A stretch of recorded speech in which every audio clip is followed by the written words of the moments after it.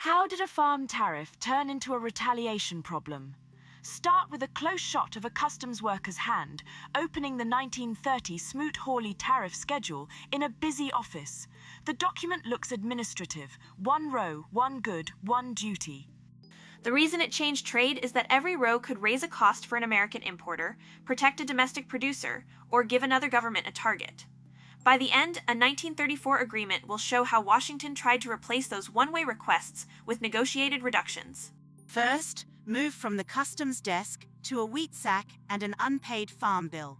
American farmers had expanded while Europe needed food during the First World War. After the war, overseas demand weakened, crop prices fell, and debts on land and equipment remained. Herbert Hoover campaigned in 1928 on helping agriculture. When he asked Congress for a limited revision of farm tariffs, the proposal sounded concrete: make imported crops more expensive, give American farmers room to sell, and relieve pressure on rural incomes. The second step came inside the House Ways and Means Committee. Chairman Willis Hawley heard from manufacturers and trade groups that wanted protection too. In the Senate, Finance Committee Chairman Reed Smoot managed another list of requests. The catch was political arithmetic.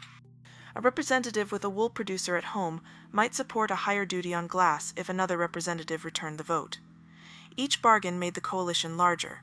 After roughly 15 months, a farm measure had become a marked-up schedule covering thousands of goods.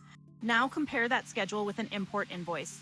Suppose a merchant brings a crate into New York and must pay a duty before selling it. The foreign producer may cut its price to preserve the order, but it does not automatically pay the whole charge. Hurt can land on the importer. A factory using the item as an input, a retailer, or the final customer. A protected factory may gain breathing room. An American exporter can lose when a foreign government answers with a duty of its own. The same row can protect one job and endanger another. A third document appeared before Hoover signed the bill. About 1,000 economists put their names on a petition asking for a veto. Their warning was broad: other countries could retaliate and trade could contract. The industries lobbying Congress had a sharper sales pitch. They could name the mill, crop, mine, or payroll that a particular line promised to protect. Congress had already assembled those requests into a voting majority. On the 17th of June 1930, Hoover signed the Tariff Act. The petition went into the historical record. The customs schedule went into force. Next came the foreign response. Canada raised duties against selected American products. Other governments used tariffs, quotas, imperial preferences, and foreign exchange controls. Not every restriction abroad began as an answer to Smoot-Hawley. Many countries already had domestic pressure for protection, and the global economy was deteriorating. Even so, a retaliation headline reveals the trap. One government points to a home industry and calls a barrier defense. Its trading partner points to an exporter losing access and calls another barrier justified. Instead of one wall, the argument produces two.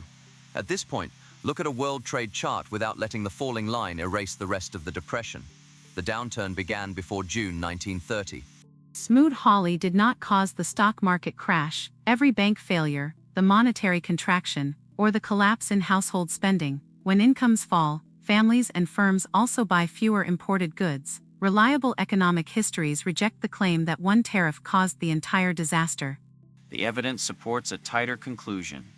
The law raised a major barrier and encouraged retaliation while demand and credit were already breaking down. This is where deflation adds a less obvious turn. For example, imagine an imported item priced at $10 with a fixed duty of $2. The charge equals 20% of the price. If the item falls to $8 and the duty stays at $2, the effective burden becomes 25% without a new vote in Congress. Many entries in the 1930 schedule used fixed charges per unit. Falling prices made those entries tougher. A National Bureau of Economic Research assessment estimated that the statutory increase alone cut import volume by roughly 4 to 8%, with a larger effect once deflation raised effective tariff rates. Follow the sequence rather than searching for a single dramatic number. Congress added a duty to win a vote. An importer faced a higher border cost. A trading partner found an American export to tax. Deflation increased the weight of fixed duties. The Depression made a lost customer harder to replace.